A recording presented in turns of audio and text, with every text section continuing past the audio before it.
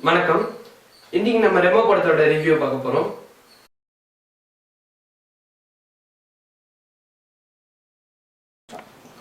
Okay, first Remo படத்தை போய் பார்க்க போனோம்னா ஆடியன்ஸ் முன்னாடி வந்து ஒரு ரொம்ப பெரிய ஒரு எக்ஸ்பெக்டேஷனை கிரியேட் பண்ண படம். அவங்க வந்து ப்ரொமோஷனுக்கு எக்கச்சக்கமா வந்து செலவு பண்ணியிருக்காங்க. சத்யம் பேனரா இருந்தாலும் சரி, அதுக்கப்புறம் அந்த ரெமோ அந்த பொம்மையா இருந்தாலும் சரி, அது ரொம்ப அதிகமா செலவு பண்ணியிருக்காங்க.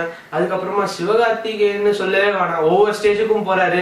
போயிட்டு வந்து இவ்வளவு கஷ்டமா இருந்துச்சு, 8 மணி நேரம் உட்கார வச்சாங்க, 6 மணி நேரம் உட்கார வச்சாங்க, சாப்பிட முடியல, பிரியாணி சாப்பிட முடியல அப்படின்னா கேரக்டரே எடுத்திருக்காங்கன்னா சரி, எடுத்துட்டீங்க, ஒரு படத்தையும் பண்ணிட்டீங்க. சரி, படத்துள்ள போனோம்னா நீங்க வந்து இந்த படம் சக்சஸ் ஆகுறதுக்கு அப்படின்ட்டு வந்து காரணங்கள் சக்சஸ் ஆகுதுன்னு சொல்ல முடியாது. பட் இதுக்கான ஒரு காரணங்கள் வந்து படமா இது ஆக்குறதுக்கு ஒரு ரொம்ப பெரிய நன்றி யாருக்கு சொல்லணும்னா பிசி ஸ்ரீராம் சார், ரசூல் பூக்குட்டி சார், அதுக்கப்புறமா கீர்த்தி சுரேஷ், அதுக்கப்புறமா சிவகார்த்திகேயனோட ஃபீமேல் கெட்டப்பு. கடைசியா தான் சிவகார்த்திகேயனோட மேல் கெட்டப்பு கொஞ்சம் வெளியே வருது. மொட்டை ராஜேந்திரன் அப்புறமா சதீஷ் ரொம்ப ரொம்ப அருமையான வேலை. ஒவ்வொரு தடவையும் வந்து நீங்க படத்துல தூங்க போகும்போதும் அவங்க வந்து எழுப்பி விட்டுருவாங்க. அப்புறம் படத்துல எக்கச்சக்கமான ரெஃபரன்ஸுங்க, தலைவர் ரெஃபரன்ஸ் அப்படி போட்டு தாக்குறாங்க. அப்புறமா அஜித் ரெஃபரன்ஸா இருந்தாலும் சரி, விஜய் ரெஃபரன்ஸா இருந்தாலும் சரி, ரெஃபரன்ஸ் ஜாஸ்தி படத்துல. ஸோ சிவகார்த்திகேயன்றது இப்போ ஒரு நல்ல ஒரு ரீனவுண்ட் ஆக்டர் தான் அவரு. ரியோன் ஆக்டரா இருக்காரு. ஸோ அவருக்கு வந்து அவரோட ஃபேன்ஸும் இருக்காங்க. ஃபேஸ்புக்ல அவருக்கு 4 பேர் சண்டை போடவும் ஆள் இருக்காங்க. அப்படின்னு இருக்கும் போது அவர் எதுக்காக ரெஃபரன்ஸ் யூஸ் பண்ணும் அப்படின்றது வந்து ஒரு கேள்விக்குறியான விஷயம் தான். ஸோ ரெஃபரன்ஸை கொஞ்சம் எனக்கு தெரிஞ்ச வரைக்கும் அது கொஞ்சம் கம்மி பண்ணிருக்கலாம். அப்புறம் அனிருத் அந்த உடம்புல இருந்தா அந்த வாய்ஸும் அந்த பாட்டும் வருதுன்றது ரொம்ப ரொம்ப ஒரு சந்தேகக்குரியமான விஷயம். இவ்வளோ பெரிய ஒரு கான்ட்ரவர்சியில வந்து அவர் மாட்டியும் அதுக்கப்புறமா எந்த அளவுக்கு அவர் அந்த கான்ட்ரவர்சிக்கு முன்னாடி ஃபேன்ஸ் இருந்தாங்களோ அதே அளவு ஃபேன்ஸ் வந்து இப்பவும் அவங்களுக்கு இருக்காங்க.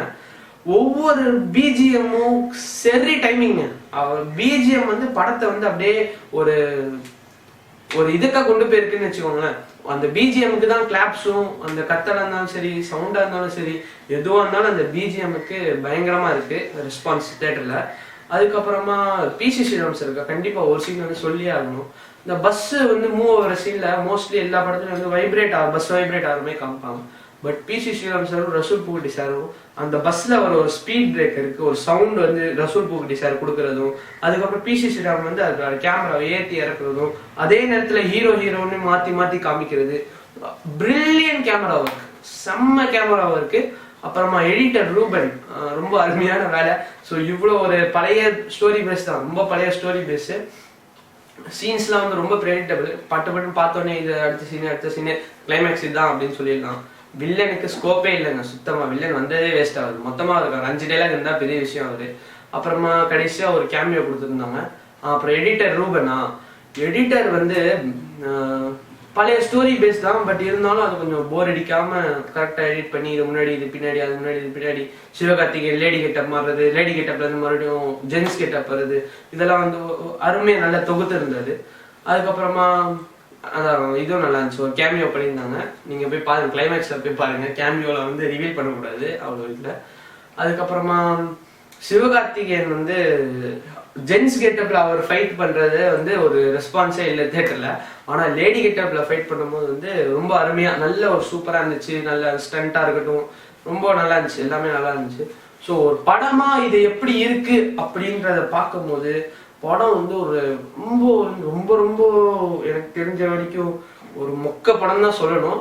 அந்த மொக்க படத்துல இந்த சதீஷ், அதுக்கப்புறமா மொட்டை ராஜேந்திரன், அதுக்கப்புறம் ரெஃபரன்ஸ் படம் வந்துகிட்டே இருக்கு. படம் அப்படியே தூங்க போகும்போது ஒரு ஸ்டோரி சொல்லுவாங்க, அப்படியே உங்களுக்கு தூக்கம் வரும். டக்குன்னு ஆல் மாடல் சாங் வரும், எல்லாம் எழுந்து உட்காந்துருக்கீங்க.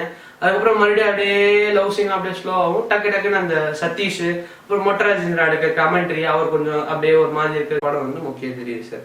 ஸோ என்னோட ரிவ்யூ இந்த படத்துக்கான என்னோட ரேட்டிங் என்னன்னா 5க்கு 2.75 தருவேன் சார். அப்புறமா என்னோட சினிபி போட்டுருவோம் சரிங்களா. சினிபி ரிவ்யூ வந்து எவ்வளோ ஒரு 50 போட்டுக்கோங்க.